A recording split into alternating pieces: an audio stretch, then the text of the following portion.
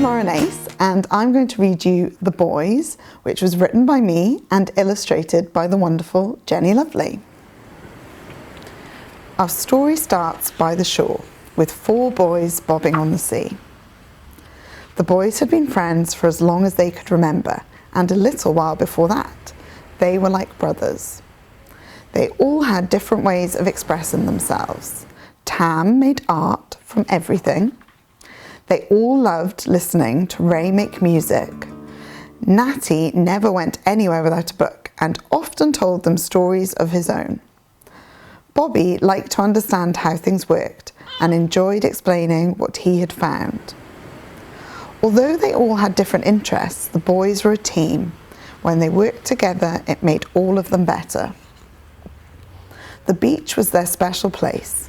It was their playground, their classroom, their second home.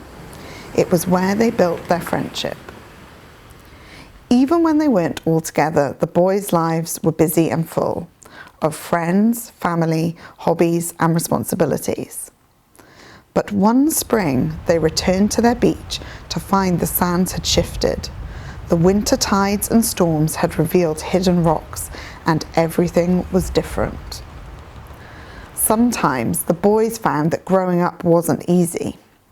They had always stuck together and faced competition as a team, but as they got older, they began to compete with one another. Bobby and Natty both wanted to be top of the class. Neither was very good at coming second. Ray, who was usually the peacekeeper, began to put other relationships before his friends.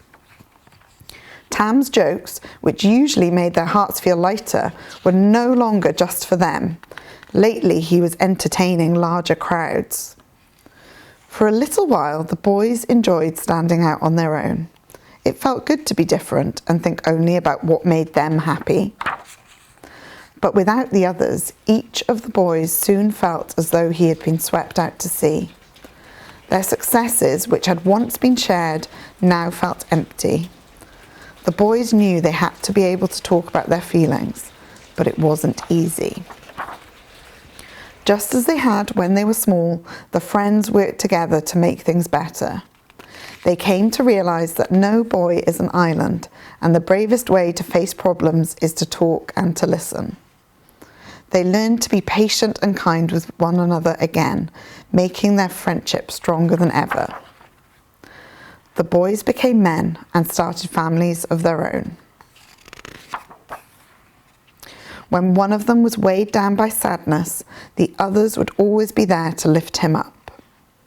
The men understood that storms didn't last forever.